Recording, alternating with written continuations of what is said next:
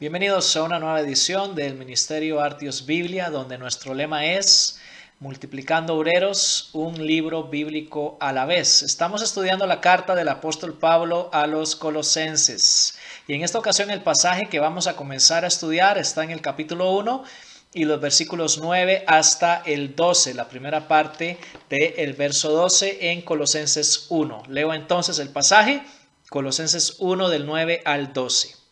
Por esta razón, también nosotros desde el día que lo escuchamos, no hemos cesado de orar por ustedes y de rogar que sean llenos del conocimiento de su voluntad en toda sabiduría y comprensión espiritual, para que anden como es digno del Señor, hacia todo agrado, dando fruto en toda buena obra y creciendo en el conocimiento de Dios, fortalecidos con todo poder según la potencia de su gloria, hacia toda perseverancia y longanimidad con gozo, dando gracias al Padre que nos ha capacitado para compartir la herencia de los santos en la luz.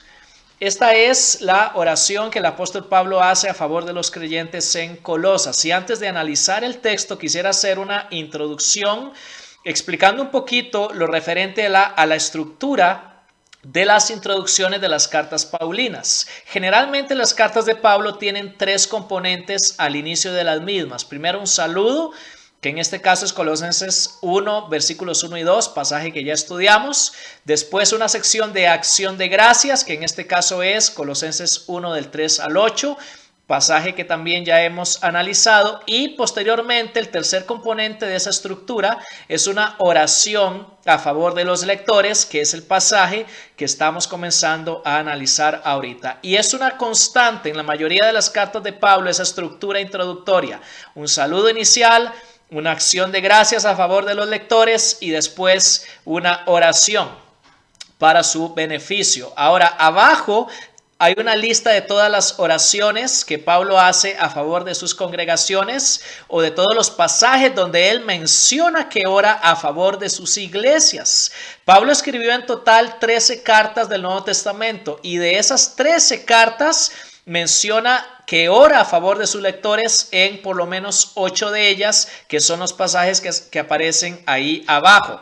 Ahora, lo importante para nosotros en cuanto a las oraciones de Pablo a favor de sus congregaciones es que debemos notar que Pablo ora especialmente en las cartas que él escribe desde su primer encarcelamiento en Roma, lo que se llaman las cartas de la cautividad o cartas desde la prisión, que incluye Efesios, Filipenses, Colosenses, la carta que estamos estudiando y también la carta a Filemón. En esas 4 cartas Pablo ora a favor de sus lectores. Y es importante notar que las oraciones de Pablo a favor de los creyentes que leen sus cartas son un modelo para nosotros de cómo podemos y debemos orar tanto por nosotros mismos como por aquellos a quienes ministramos. Valdría mucho la pena que estudiemos las cartas de Pablo tratando de aprender cómo orar a nuestro favor y a favor de otros. Y en cuanto a esto de orar a favor de otros,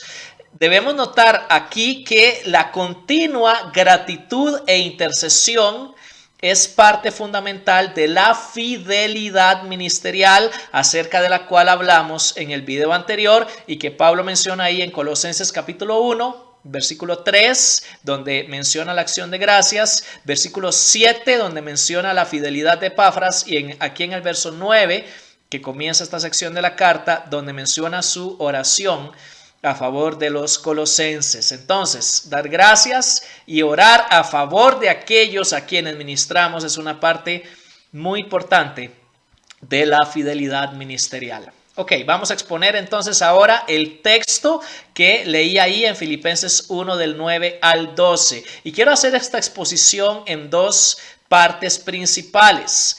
Primero, vamos a hablar de cómo entender la dinámica del crecimiento cristiano. De eso trata este video. Basados en ese pasaje de Colosenses 1 del 9 al 12, vamos a ver lo que Pablo menciona ahí de cómo funciona la dinámica del crecimiento cristiano. Y en el próximo video, la segunda parte de esta exposición va a ser cómo orar por nuestro crecimiento y por el crecimiento de otros. Así que en este video vamos a hablar de cómo entender la dinámica del crecimiento cristiano basados en el pasaje que leí. En ese texto podemos observar, entre otras cosas, por lo menos 3 características del crecimiento cristiano y vamos a ir hablando de cada una de ellas. ¿Cómo entender la dinámica del crecimiento cristiano? Bueno, Pablo menciona 3 características en Colosenses 1 del 9 hasta el 12. En primer lugar, debemos decir que el crecimiento cristiano es espiritual. ¿Qué significa esto? No depende enteramente del esfuerzo humano, sino de la interacción de varios factores divinos. Para decirlo en pocas palabras, el crecimiento es la obra de Dios en nuestras vidas, no es algo que realizamos por nuestro propio esfuerzo. Y el pasaje en su contexto menciona por lo menos 5 factores divinos cuya interacción produce en nosotros el crecimiento. El primer factor es el evangelio, del cual ya hablamos en los videos anteriores, que aparece en capítulo 1, versículos 3 al 6. Es a partir de recibir el evangelio que comienza este proceso de crecimiento en nuestras vidas.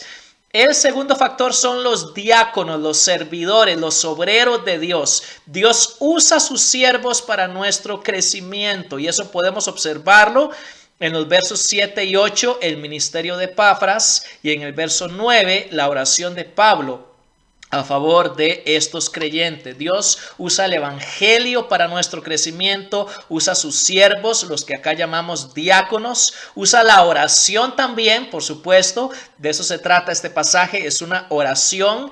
Dios utiliza la oración de otros para nuestro crecimiento. Dios utiliza el Espíritu Santo, es un factor fundamental en el crecimiento cristiano. Se menciona en el verso 8, donde el amor que tienen los colosenses es producido por el Espíritu, y se menciona también en el verso 9, ya que la frase que dice en toda sabiduría y comprensión espiritual, frase que vamos a explicar mejor en el próximo video, se refiere a una sabiduría y a un entendimiento que el Espíritu Santo nos da o produce en nuestras vidas. Así que Dios usa su espíritu para ayudarnos a crecer. Y el quinto factor divino que observamos en este pasaje que influye en nuestro crecimiento es la iglesia, que aparece ahí en el versículo 11 del capítulo 1, ya que donde Pablo habla de que seamos fortalecidos con todo poder para toda perseverancia y longanimidad. Esa palabra se va a repetir más adelante en el capítulo 3 en un contexto enteramente eclesiástico. La iglesia, el cuerpo de Cristo, es un énfasis en la carta a los colosenses como parte de ese proceso de crecimiento que Dios realiza en nuestras vidas. No es un crecimiento individualista, sino que es en el contexto de la iglesia como cuerpo de Cristo. El crecimiento cristiano es espiritual porque no depende de nuestro propio esfuerzo, sino de la interacción de estos 5 factores divinos que hemos mencionado. Lo repito: el evangelio, los diáconos, la oración, el espíritu y la iglesia. En segundo lugar, el crecimiento cristiano es progresivo. Debemos leer una vez más el versículo 9, donde podemos observar esto claramente. Dice: por esta razón también nosotros, desde el día que lo supimos, no hemos cesado de orar por ustedes y de rogar. Y aquí viene el proceso de crecimiento que el pasaje menciona: que sean llenos del conocimiento de su voluntad en toda sabiduría y comprensión espiritual, para que anden como es digno del Señor, agradándole en todo. El proceso de crecimiento tiene 3 partes. Tiene un inicio, tiene un medio y tiene un fin. Y aquí vamos a usar estas 3 palabras para ayudarnos a comprender la progresión que sigue este proceso. Vamos a hablar de aprehensión, de andar y de agrado, que es la meta del crecimiento. Aprehensión, andar y agrado. Podríamos usar también tres palabras que comienzan con C: conocimiento, conducta y conclusión, cuya la conclusión ahí es congraciarse con Dios. Entonces, estas tres partes son las que componen el proceso, la progresión del crecimiento cristiano. Hablemos de cada una de ellas. Comencemos hablando de la aprehensión o del conocimiento. El sustantivo conocimiento, que aparece en capítulo 1, versículo 9, tiene la misma raíz que el verbo conocer, que apareció anteriormente en capítulo 1, versículo 6, donde dice que ellos conocieron la gracia de Dios en verdad. Ese mismo sustantivo conocimiento se repite en 1:10. De manera que en ese pasaje entre 1:6 y 1:10, conocer o conocimiento se repite 3 veces. Es una palabra muy importante. Ahora, el sentido de esa raíz verbal y del sustantivo conocimiento va más allá de un simple conocimiento intelectual. Se refiere a una apropiación personal completa de aquello que se conoce. Por eso aquí estamos utilizando la palabra aprehensión, algo de lo cual nos apropiamos para describir ese conocimiento. No es simplemente saber algo en la mente, es apropiarme de lo que conozco con todo mi ser. Ahora es importante notar que en la carta a los Colosenses, este conocimiento apropiado del cual estamos hablando, este tipo particular de conocimiento del cual uno se apropia, es tanto el punto de partida, el punto de inicio del crecimiento cristiano, como en este pasaje que estamos estudiando. El crecimiento inicia con ese conocimiento, pero también más adelante en la carta, ese conocimiento, esa aprehensión va a ser el punto de llegada, el punto final del crecimiento cristiano, como en capítulo 2, versículos 2 y 3 y capítulo 3, versículo 10. ¿Qué es lo que queremos decir acá? El crecimiento inicia con ese conocimiento apropiado, pero también conduce a un mayor nivel de esa clase de conocimiento, aprehensión, como estamos diciendo acá. Ese es el inicio del crecimiento en este pasaje. El punto medio de ese proceso, de esa progresión, es el verbo andar, que en toda la carta a los Colosenses y en todo el Nuevo Testamento es el término típico utilizado por Pablo para referirse a la conducta, y ahí están los pasajes donde aparece aquí en la carta a los Colosenses. La apropiación personal o comprensión de la voluntad de Dios, que es lo que aquí se menciona, y esa expresión, la voluntad de Dios, la vamos a explicar mejor en el próximo video. Esa apropiación personal, esa comprensión de la voluntad de Dios tiene como fin comportarse dignamente del Señor, dice Pablo ahí en el versículo 10, para que anden dignamente del Señor. Ahora, debemos notar que en toda la carta a los Colosenses, el título Señor se relaciona siempre con la autoridad de Cristo sobre nuestra conducta. Y ahí están los pasajes donde se utiliza ese título. Particularmente debemos notar capítulo 2, versículo 6. Es muy claro que el señorío de Cristo que se expresa en ese título tiene que ver con nuestra conducta. Entonces, ¿cuál es el punto medio de este proceso, de esta progresión de crecimiento? Que el conocimiento, la aprehensión de la voluntad de Dios nos va a llevar a una conducta digna del señorío de Cristo sobre nuestras vidas. Conocimiento o aprehensión, andar o conducta en el medio. Y la meta de ese proceso de crecimiento, la meta final es, como dice ahí en el versículo 10, hacia todo agrado, que agrademos al Señor plenamente en todas las áreas de nuestra vida. Esa es la meta del crecimiento, un agrado completo al Señor. Y esta meta fundamental del crecimiento se repite a lo largo de la carta. Se menciona, por ejemplo, en capítulo 1, versículos 22 y 28. El crecimiento inicia con el conocimiento, se concretiza en la conducta y apunta a agradar al Señor en todo. La conclusión es congraciarse con el Señor, podríamos decir, y por tanto estamos hablando de que es una meta que apunta a Dios y no a nosotros mismos. Más adelante vamos a hablar un poquito más sobre esto. Entonces, el crecimiento cristiano es progresivo. Y en tercer lugar, debemos decir, la tercera característica de la dinámica de crecimiento cristiano es que el crecimiento cristiano es integral. ¿Por qué? Porque abarca toda nuestra existencia y cada uno de los componentes de nuestro ser. Debemos observar la diversidad de esferas que abarca el crecimiento en ese pasaje, esferas de la vida humana. Por un lado, hay conocimiento cognitivo o mental, versículos 9 y 10. Inicia el crecimiento con el conocimiento, pero también en el verso 10 dice que debemos crecer en el conocimiento de Dios. Es el aspecto cognitivo o mental de la persona humana. Pero también, en segundo lugar, hay otra esfera, la esfera conductual o el aspecto práctico de nuestra vida. Ahí en los versos 9 y 10 ya hemos hablado del andar, de la conducta, y en el verso 10 Pablo va a decir también que debemos llevar fruto en toda buena obra.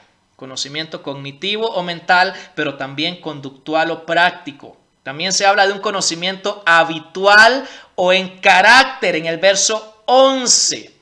¿Por qué? Porque allá aparece la palabra perseverancia. Dice que debemos ser fortalecidos con todo poder conforme a la potencia de su gloria hacia toda perseverancia y longanimidad. Perseverancia es una palabra que se refiere a los hábitos del carácter del creyente, y el crecimiento tiene que ver con eso, con nuestros hábitos y con nuestro carácter. Pero también una cuarta dimensión, la dimensión relacional o social, porque la palabra longanimidad que aparece ahí en el versículo 11, se vuelve a repetir más adelante en capítulo 3, versículo 12, para hablar de nuestras relaciones con los hermanos dentro de la iglesia. Es una palabra relacional. La perseverancia tiene que ver con la paciencia en las circunstancias. La longanimidad tiene que ver con la paciencia en nuestras relaciones interpersonales, y honestamente, hermanos, es un área en la que necesitamos mucha paciencia muchas veces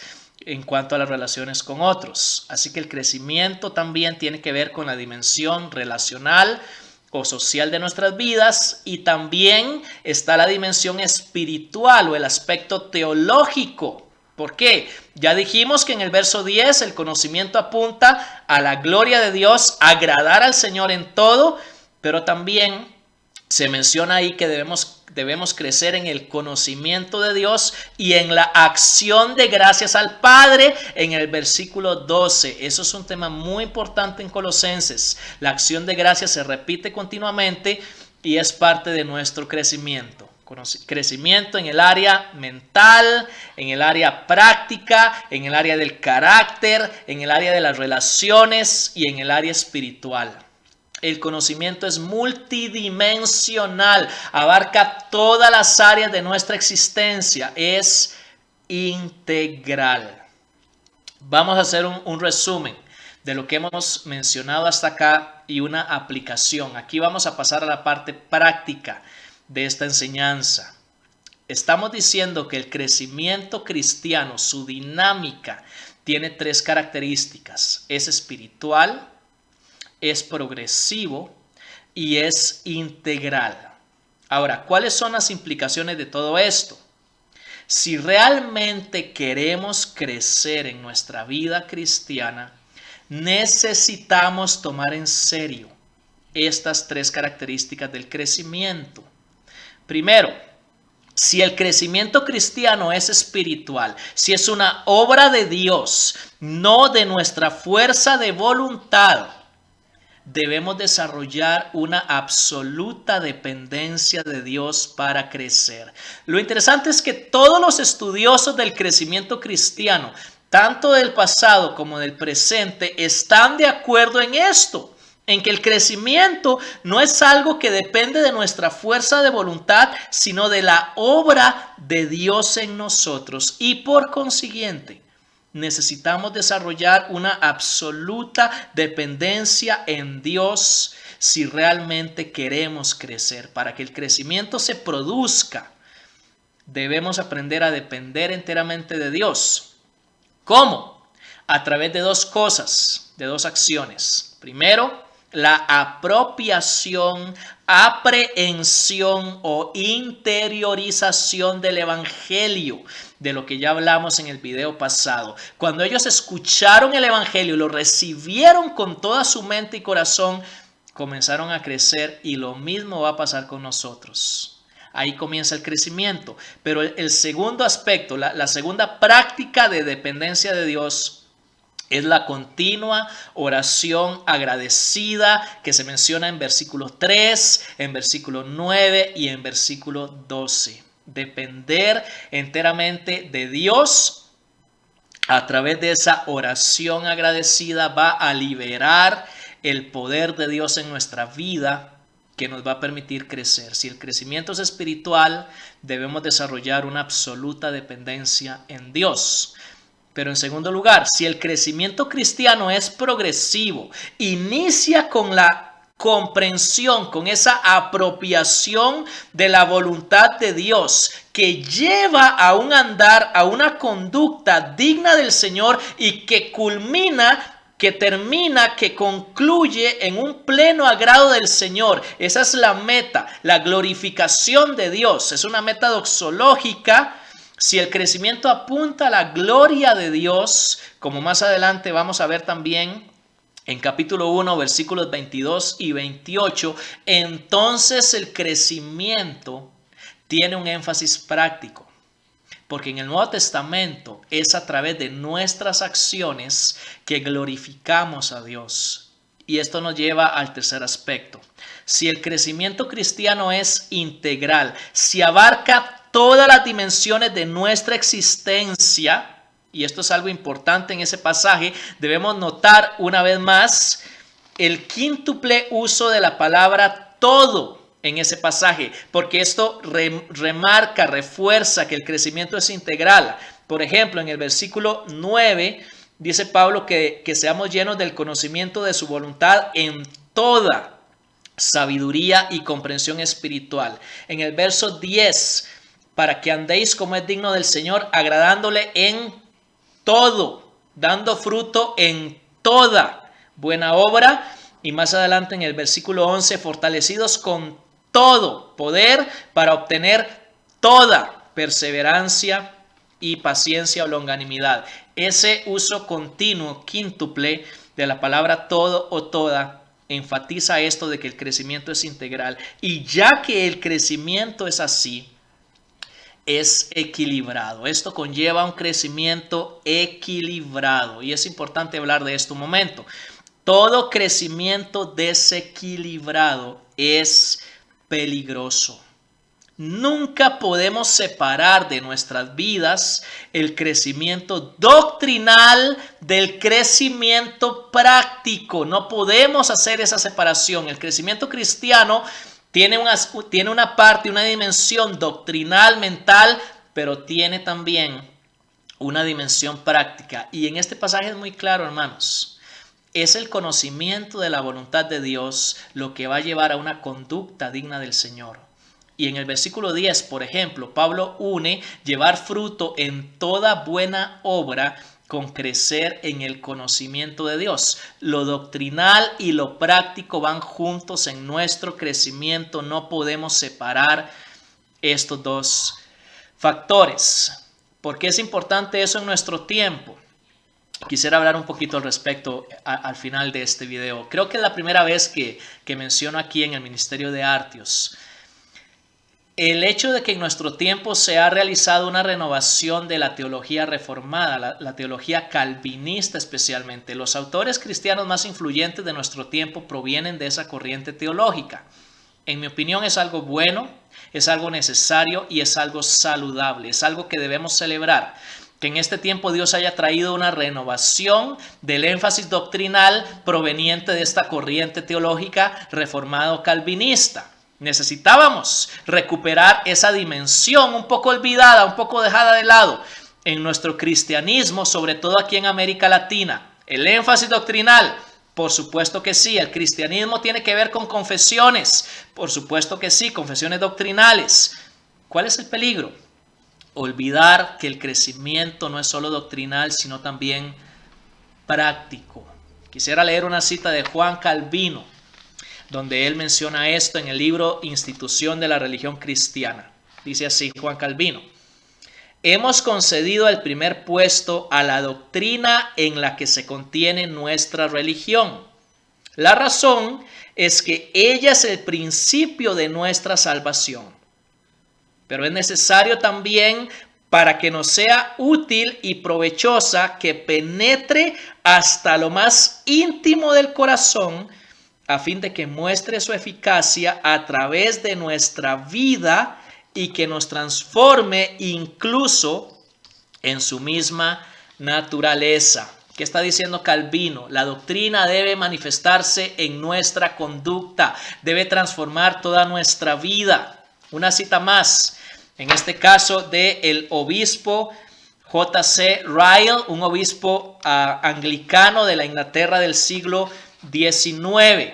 Y él dice lo siguiente, un autor reformado, por cierto, influyente también el día de hoy. Sus palabras son un poquito radicales, pero me parecen bastante interesantes. Él dice: la santificación, entendida correctamente y armonizando con la palabra, es tan importante como la justificación. Y presta atención a esta expresión que dice ahora.